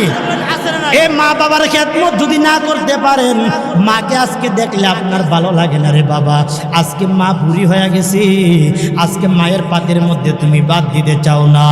এ যুবক মা সন্তান কিনিয়া বড় স্বপ্ন দেখি, কত সন্তান বিদেশে যাওয়ার পর বিদেশে গিয়া স্ত্রীর মহব্বতে পড়ে মাকে ভুলে যায়। বাজান মাকে কেমন ভুলে যায়? কুমিল্লার এক ঘটনা শুনলাম রে বাবা। মাকে সন্তান ভুলে গেছে, বাবা নাই। মাটা সন্তানটাকে আদর করে করে, সন্তানটার উপর ভরসা করে করে মাটা দিন কাটাইলো, রাত কাটাইলো। সন্তানটা যখন উপযুক্ত হয়ে যায় তখন সন্তানটা বলো, মা গো আমাকে তুমি ইটালি পাঠাইয়া দাও। মা তার পিতৃ সম্পত্তি কিছু বিক্রি করে ইটালি পাঠাইয়া দিল। দিন যাই রাত যায়, মা জননী সন্তানের জন্য আশা আকাঙ্ক্ষা নিয়া ওই দিক দিয়া সন্তান ইটালি যাইয়া সন্তান মায়ের সাথে আস্তে আস্তে সম্পর্ক ছিন্ন করে দিল, বন্ধ করে দিল। মা গ্রামের সহজ সরল একজন মহিলা, সাথের বাড়িতে একজন অ্যাডভোকেট ছিল। তার মাধ্যমে মা ফোন করায় করায় মাঝে মাঝে খবর নিত। নিজের একটা ফোন পর্যন্ত ছিল না রে বাবা। কিন্তু 1 বছর 2 বছর যাওয়ার পরে সন্তান দেশেও ফিরে না, মায়ের কোনো খবরও নেই না। ওই দিক দিয়া সন্তানটা এক পর্যায়ে নিজের দিকে এক জায়গায় বিবাহ করে বসলো। ওই দিক দিয়া স্ত্রীর অ্যাকাউন্টে টাকা দেয়, মাকে একটা টাকা পর্যন্ত দেয় না। সন্তানটা ওই দিক দিয়া গোপনে গোপনে শ্বশুর বাড়ি চলে যায়। আর শ্বশুর বাড়ি শ্বশুর শাশুড়ি স্ত্রীর বিমানবন্দর থেকে রিসিভ করে করে নিয়ে আসে। এক পর্যায়ে দেখা যায় মা জননী সন্তানের অপেক্ষা করে, সন্তানের মুখ দেখতে পারে না। 1 বার 2 বার এসে এসে চলে গেল। আরেকবার মা খবর পাইল সন্তানটা দেশে আসবে, তার এক বন্ধুর বিবাহের মধ্যে আসবে। আসার পরে মা সন্তানটার সাথে দেখা করার জন্য রাস্তার কিনারার মধ্যে দাঁড়ায় আছে। কিন্তু সন্তানটা মাটাকে দেখিয়া পরিচয় দিতে চায় না। সামনে গাড়ির সামনের দিকে মাটাকে ডাক দিয়া বলে, এ মহিলা সামনের দিকে তুমি চলে যাও, তুমি সামনে তুমি থাকবা না। এবার মা ডাক দিয়া বলে, সন্তান রে বাবা তোর দিকে তাকায় আমি তো বিবাহ বসি নাই। সন্তান আমি তোর জন্য এত পাগল ছিলাম, ও সন্তান রে আজকে বাবা তুই আমাকে না দিঘা চলে যাও, আমি কেমনে সহ্য করব বল। বাবা তুই যদি পারো বাড়িতে একটা কদম রাইখা বাবা তুই চলে যা। আই না রে বাবা বাড়িতে তুই একটু কদম রাইখা একটা পাড়া দিয়া যা। দেখ না রে ঘরটাকে এখনো পর্যন্ত বানানো হয় না। সন্তান মায়ের কথা পাত্তা দিল না, মাটাকে ধাক্কা মেরে গাছের সাথে ফেলে দিল। গাড়ি ছেড়ে সন্তান চলে গেল। একদিন মা রাত্রিবেলা হঠাৎ 2টার সময় ওই অ্যাডভোকেট সাহেবের বাসায় ডাক দিয়া বলে, অ্যাডভোকেট সাহেব আমার সন্তানটার সাথে আপনি একটু ফোন লাগাইয়া দেন। কেন রে মা এত রাত্রি কেন আপনি সন্তানটার সাথে ফোন করবেন? মা ডাক দিয়া বলে, আমি ঘুমের মধ্যে স্বপ্নে দেখলাম। এ যুবক মা ডাক দিয়া বলি, ঘুমের মধ্যে স্বপ্ন দেখলাম আমার সন্তান যেই জায়গার মধ্যে কাজ করতেছে সন্তানটার হাত পা সেই মেশিনের মধ্যে ঢুকিয়া হাত পা গুলি নাই হয়ে গেল। সন্তানটা অ্যাক্সিডেন্ট করে বসে। আমি মা লাভ বাইরা ঘুম থেকে উঠে গেলাম। অ্যাডভোকেট সাহেব আমার সন্তানটার সাথে একটু খবর লাগায়া দেন। এবার ওই বান্দা ডাক দিয়া বলে, মারে এই স্বপ্নটা হয়তো তোমার মিথ্যা হতে পারে, যাও রে মা তুমি গিয়ে ঘুম দেখা যায়। মা যখন ঘুমাইতে যায় সন্তানটার জন্য আর ঘুম আসে না। এদিক দিয়া হঠাৎ 1 ঘন্টা পর ওই অ্যাডভোকেট সাহেবের মোবাইলের মধ্যে ফোন আসছে। ওই পার থেকে কে যেন ফোনে ডাক দিয়া বলে, সুমনের আম্মা কই, সুমনের আম্মাকে একটু খবর দিবেন নি। বলে কিসের খবর? বলে সুমন মেশিনের মধ্যে ফ্যাক্টরির মধ্যে কাজ করতেছিল, মেশিনের ভিতরে হাতটা ঢুকে গেল, হাতটা চলে গেল। এবার সে মৃত্যুর সাথে পাঞ্জা লড়তেছে।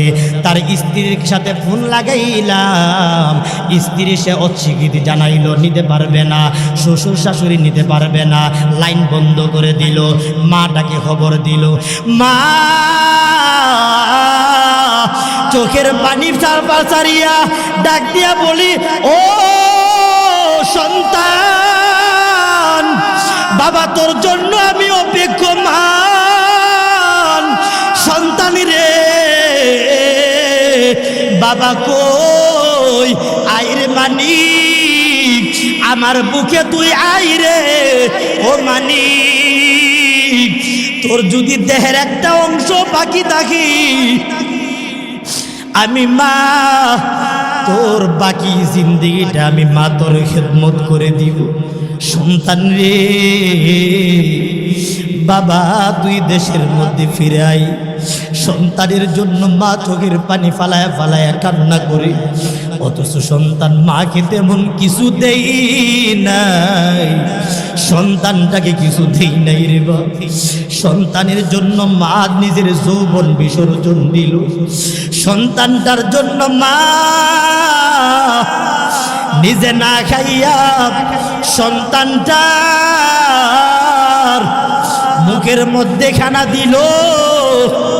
এর সন্তান আজকে অন্তিম মুহূর্তে যখন দেশের মধ্যে ফিরি, সন্তানের মাটা বিমানবন্দরে গিয়া পড়ে আছে, কবে সন্তানটা দেশের মধ্যে আসবে। ওই সন্তানটাকে মা কষ্ট করে করে করে করে বাকি দিনগুলা কাটাইল। সন্তানটা মারা গেল, মা দুঃখী নিয়ে দিন হয়ে গেল। আরেকটা ঘটনাও পরে দেখলাম, মা পার্শ্ববর্তী ঘরের মধ্যে মা জননী বড় কষ্টের মধ্যে দিন কাটাই। সন্তানটা মার খবর নেই না, মাটাকে ভালো করে খাবারও দেই না, ঔষধও দিতে চায় না। সন্তানের দিকে মা দূর থেকে দরজাটা মেলে মেলে সন্তানটার দিকে তাকায়া থাকি। ওই সন্তানটার দিকে তাকাই, সন্তান সকালবেলা কর্মের মধ্যে বের হয়ে যায়, সন্ধ্যার সময় সন্তান বাড়িতে ফিরে। ভালো করে দিনের বেলা বউটা পুত্র বধূ মাটাকে খাবারও দেয় না, ভালো করে মাটাকে ভালো করে কোনো ওষুধ পানিও দিতে চায় না। মাটা অসুস্থ হতে হতে এক পর্যায়ে মার শরীরটা পছন্দ রে গেল। মা জননী শরীরটা যখন পছন্দ রে, নিজের দিক দিয়া পছন্দ রে, সন্তানের দিয়ে তাকায়া মা চোখের পানি ফেলে ফেলে কান্দে। কিন্তু সন্তানটা মার তেমন খবর নেই না। একদিন সন্তানটাকে মা ডাক দিল, আরে সন্তান বাবা আয়, তোর সাথে বাবা একটা কথা বলবো। এরে সন্তান বাবা, তুইও আজকে সন্তানের বাবা হইছ রে। তুইও আজকে যে সন্তানের মুখ দেখে দেখে তুই কর্মের মধ্যে যাও, একদিন বাবা আমি তোর মুখ দেখে দেখে এমন দিন কাটাইতাম, রাত কাটাইতাম। সন্তান আমার বড় ভয় লাগে তোর সন্তানগুলি নিয়ে আবার তোর সাথে সেই ব্যবহারটাই করে। মা জননী চোখের পানি ফালায়া ফালায়া কান্না করে, এরে সন্তান আমি তোর ঘরের বড় বুঝা, আমি তোর ঘরের বড় বুঝা, একটু ধৈর্য ধর, আমি মা দুনিয়ার দিকে বিদায় নিয়ে চলে যাব। সন্তান তুই আমার সাথে যেমন ব্যবহার করতেছ, হয়তো একদিন তোর সাথে তোর সন্তানও করতে পারে। কিতাবের মধ্যে ঘটনা উল্লেখ করা হয়, আউলিয়া কেরামের দল এক জঙ্গল দিয়া চলে যাইতেছে। হঠাৎ একটা এই রাত্রিবেলা অবস্থান করতে যাইয়া কোনো এক কবর থেকে আওয়াজ আসে, গাদার মতো আওয়াজ আসতেছে, গাদার মতো আওয়াজ আসে, এমন ভাবে কঠিন বেশি আওয়াজ। আল্লাহর ওলিরা তাকায়া দেখি ওই জঙ্গলের ভিতরে, ওই জঙ্গলের ভিতরে একটা ঘর দেখা যায়, কুড়ের ঘর। ওই ঘরের মধ্যে একজন মা, ওই ঘরের মধ্যে আছে।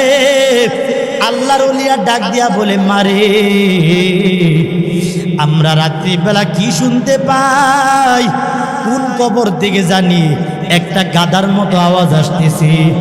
মা জননী ডাক দিয়া বলে, এই গাদার মতো আওয়াজ ওই কবর থেকে আসতেছে। বলে, মা এটা কার কবর? মা ডাক দিয়া বলে, ওইটা হলো আমার সন্তানের কবর। আউলিয়া কেরামের দল, আমার সন্তানের কবর। আমার সন্তানটা দুনিয়ার মধ্যে থাকতে আমাকে গাদি বলতো, গাদি বলতো। গাদা বলে বলে আমাকে গাদি বলে বলে গালি দিত। সে মারা যাওয়ার পর আল্লাহ এর এই কণ্ঠটাকে গাদার আওয়াজ বানায়া দিছে। কবর থেকে প্রত্যেক দিন সে গাদার মতন চিৎকার মারে। এর যুবক ভাই, হাতে ধরে বলে যাই, পায়ে ধরে বলে যাই, জানি না রে কার মা দুনিয়াতে নাই, কার বাবা দুনিয়াতে নাই। যার বাবা দুনিয়াতে নাই ওই কবর থেকে তো বাবা তোমার দিকে তাকায় আছে। আমার তেলাওয়াতকৃত হাদিস সহিহ মুসলিম শরীফের হাদিস 1631 নম্বর হাদিস। আল্লাহর নবী বলেন, ইদা মাতাল ইনসানু ইনকাতা আনহু আমালু ইল্লা মিন সালাসা ইল্লা মিন সাদাকাতিন জারিয়া। ও উম্মতেরা শুনো, কোন মানুষ যদি মারা যায়, মারা যাওয়ার পরে ওই বান্দাটার সমস্ত ধরনের তার নেক আমলের দরজা বন্ধ হয়ে যায়। মাত্র 3টা দরওয়াজা খোলা থাকে। ইল্লা মিন সাদাকাতিন জারিয়া, 1 নাম্বার হলো সদকায়ে জারিয়া। সদকায়ে জারিয়া হলো একটা মসজিদ বানায়া যাও, একটা মাদ্রাসা বানায়া যাও, মাঝে মাঝে তোমরা মানুষের খেদমতে কিছু তোমরা বিলীন করে দাও। যেই জায়গার মধ্যে টিউবওয়েল নাই দেখবেন অনেকে টিউবওয়েল বসায়া দেয়, সদকায়ে জারিয়া। বন্ধের মধ্যে গাছ নাই, গাছ লাগায় মানুষ ছায়া নিবে, সদকায়ে জারিয়া। ও যুবক, মাদ্রাসার মধ্যে সন্তানগুলি পড়ি, ওই জায়গার মধ্যে কিছু দান করলা, তোমার টাকা পাইয়া তারা পড়লো, এটা হলো বাবা সদকায়ে জারিয়া। আপনি মারা যাওয়ার পরে কবরের মধ্যে যখন আপনি যাবেন, এই যে আপনার সদকায়ে জারিয়া আমল ডুবতেই থাকবে, ডুবতেই থাকবে, ডুবতেই থাকবে। 2 নাম্বার হলো আও ইলমি ইউনতাফাউ বিহি। আমার হাদিস হলো তেলাওয়াতকৃত হাদিস, আয়াত পড়লাম, হাদিস পরে আবার আলোচনা শেষের দিকে আও ওয়ালাদিন সালিহিন ইয়াদউলা। 2 নাম্বার হলো ইলমি ইউনতাফাউ বিহি, উপকারী ইলম শিক্ষা করা, শিক্ষা দেওয়া। সন্তানটাকে আলেম বানাও, নিজে আলেম শিক্ষা করো, মানুষদেরকে আলেম শিক্ষা দাও, নামাজ শিক্ষা দাও, কোরআন শিক্ষা দাও। ও যুবক, বৃদ্ধ বাবাজি, মারা যাওয়ার পরে এই আলেমটা হলো সদকায়ে জারিয়া। 3 নাম্বার হলো আও ওয়ালাদিন সালিহিন ইয়াদউলা, নেককার সন্তান রাইখা যাওয়া। যেই সন্তান আপনি মারা যাওয়ার পর বাবার কবরের কিনারায় গিয়া গিয়া আপনার জন্য হাত তুলে আমার আল্লাহর কাছে দোয়া করবে।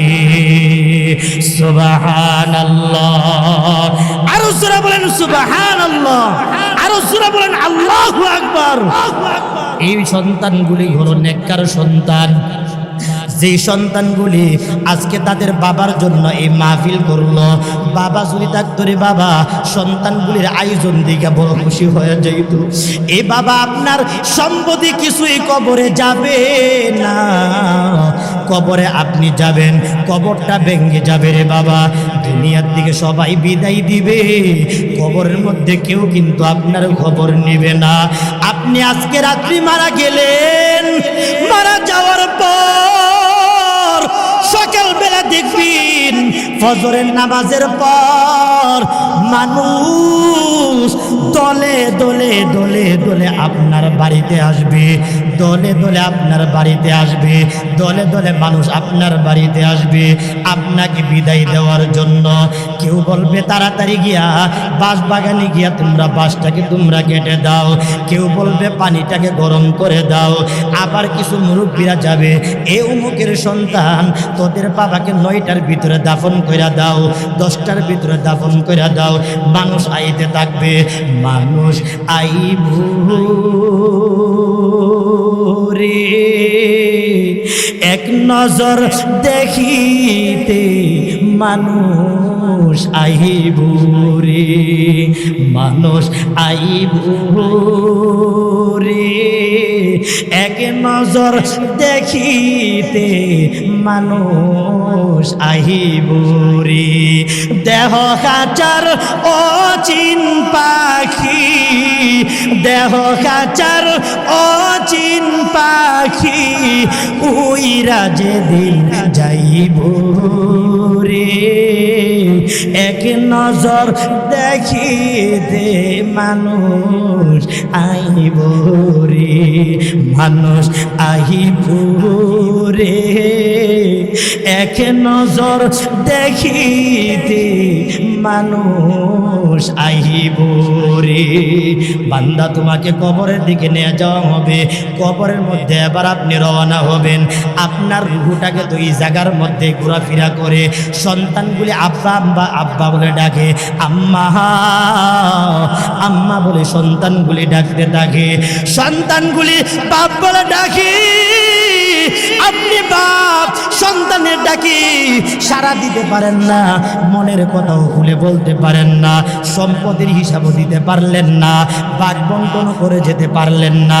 এবার দেখা যায় রে বাবা বাড়ির থেকে বের করে দিল, মসজিদের সামনে গিয়ে হাজির।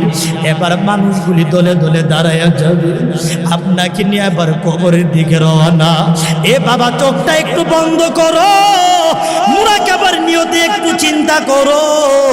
আমি এখন লাশের প্যাকেটের ভিতরে আমি ঢুকে গেলাম রে বাবা, চক্ষুটা একটু বন্ধ করে নাও। ও বাজান চক্ষুটা বন্ধ করে নাও, আর খুলে রাখার সময় নাই। এবার চক্ষুটা বন্ধ করে একটু চিন্তা করো রে বাপ, আমার তো এখন মরণ হয়ে গেল, বাড়ির সবাই এখন লোকে লোকারণ্য হয়ে গেল, আমাকে তারা গোসল দেওয়াবে, বাড়ির সামনে আমাকে রাখলো, গরম পানি বসাইলো, বলবে তাড়াতাড়ি তার জন্য তাড়াতাড়ি দাফনের ব্যবস্থা করো। কেউ চলে গেল বাঁশবাগানের বাঁশ কাটার জন্য, এই বাজান বাঁশটা কাটিয়ে আইনা বাঁশগুলিও ফাড়তে লাগলো। এবার তোমাকে আমাকে নিয়ে গোসল দেওয়াইতে শুরু করলো। এর বাজান সারাটা জীবন নিজের গোসল নিজে দিলাম, আজকে মানুষ আমাকে গোসল দেওয়ায়। ওরে যুবক, ভালো করে এমন ভাবে সাবান দিয়া কোনোদিন মরে গোসল দেই নাই। আজকে যেমন ভাবে তারা আমাকে যেমন ভাবে আজকে মরায়া মরায়া গোসল দেওয়া, আবার একটু বসায়া পেটের মধ্যে চাপ দিয়া দিয়া আবার পেটটা পরিষ্কার করে, এবার জনমের মতো 3 কাপড়ের প্যাকেটের মধ্যে তোমাকে আমাকে এবার একটা চাদর দ্বারা ডাকিয়া ওই যে আপনার লাশের খাটিয়ালের মধ্যে নিয়ে রে বাবা আপনাকে আমাকে এখন শোয়াইয়া দিল। হাইরে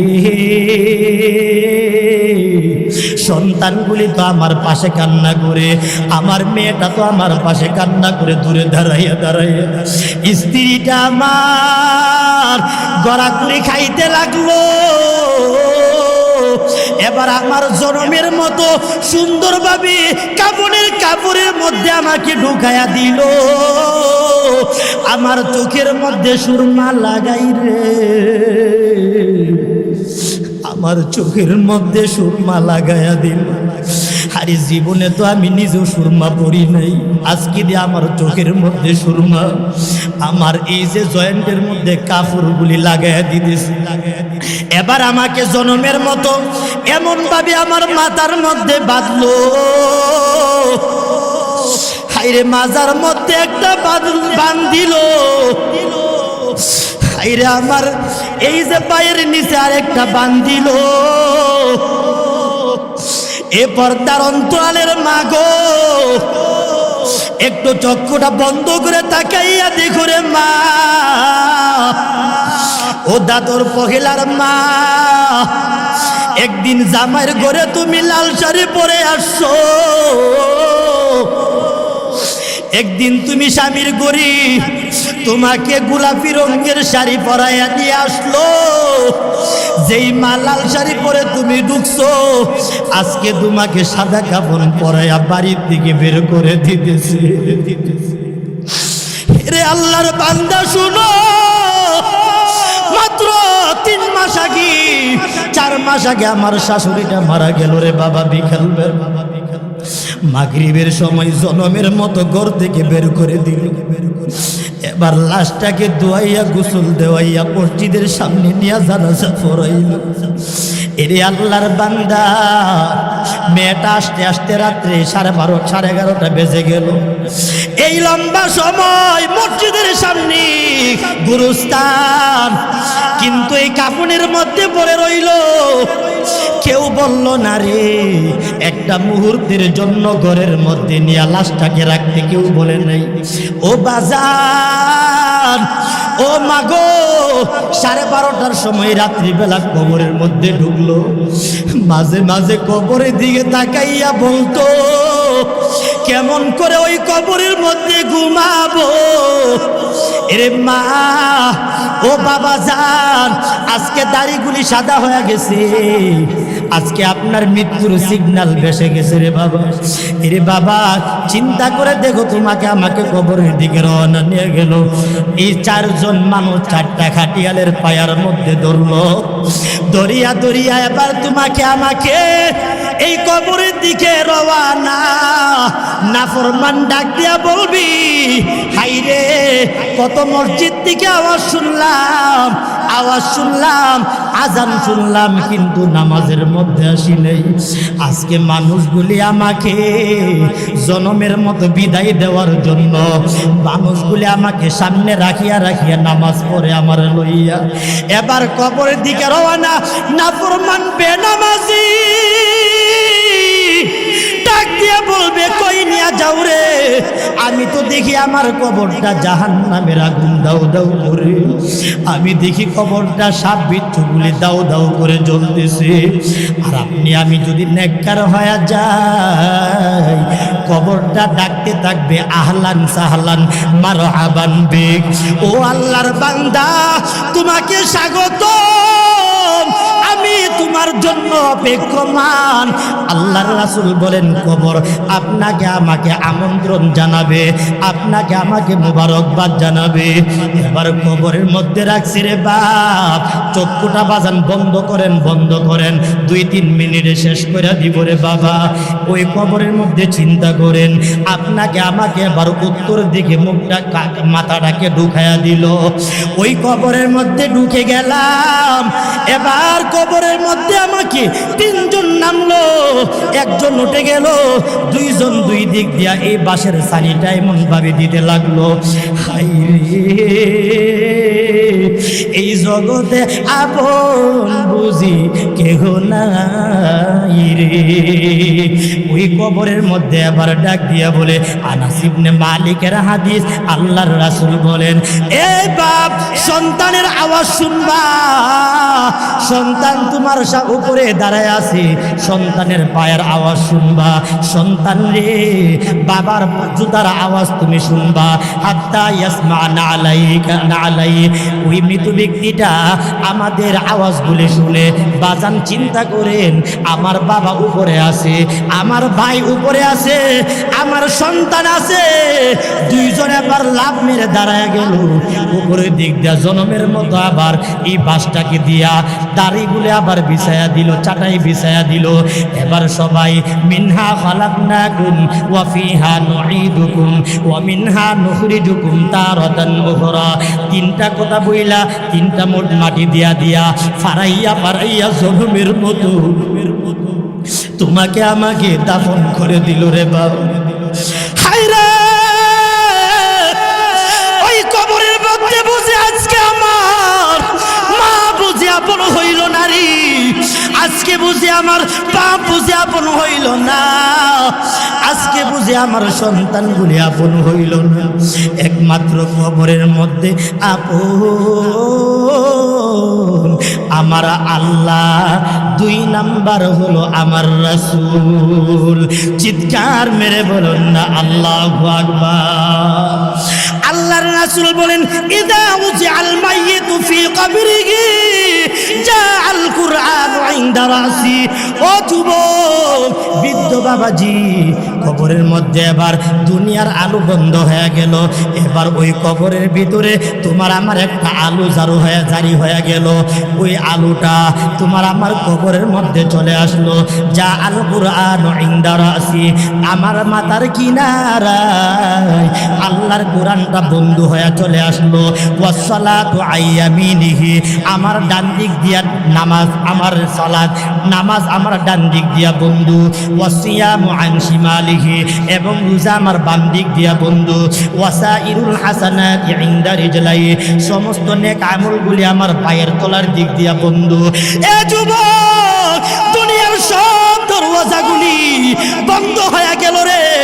আজকে যেই দরওয়াজা খোলা দেখা যায় সেই দরওয়াজা দুনিয়ার কোনো দরজা না, মদিনাওয়ালা নবীর রওজার দরওয়াজাটা আমার আল্লাহ খুলিয়া দিবে। সুবহানাল্লাহ জোরে বলেন, আল্লাহু আকবার জোরে বলেন। এ যুবক, আমার নবীকে দেখাইবি। এবার আপনাকে আমাকে কবরের মধ্যে মুনকার নাকির দুইজন ফেরেশতা আসলো। আয়েশা যখন আমাকে আপনাকে বসায়া দিছে, এ বাপ, মুনকার নাকির কবরে আসে এবার প্রশ্ন করবে।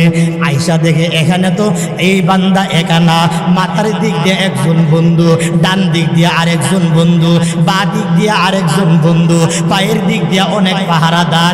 কিরে এত পাহারাদার? মুনকার নাকির যখন এবার প্রশ্ন করবে মার রাব্বুকা, কোরআন ডাক দিয়া বলে রব্বি আল্লাহ, কে তুমি? আমি আল্লাহর কালাম। সুবহানাল্লাহ জোরে বলেন। এইভাবে যখন কোরআন উত্তর দিয়া বলে তো তুমি কেন উত্তর দাও? এ হলো আমার বন্ধু, সে হলো আমার বন্ধু। আমার বন্ধু দুনিয়াতে আমাকে ভুলে নাই, আজকে আমি আমার বন্ধুকে ভুলতে পারি না। সুবহানাল্লাহ জোরে বলেন। রাসূল বলেন আল কুরআন শাফিউন মুশাফফাউন লাহু, কুরআন তার জন্য সুপারিশ করবে, কুরআনের সুপারিশ গ্রহণ করা হবে। সুবহানাল্লাহ জোরে বলেন। এই জন্য বাবারা ভাইয়েরা আমার, এই যে আমার আপনার কবরের বাড়ি,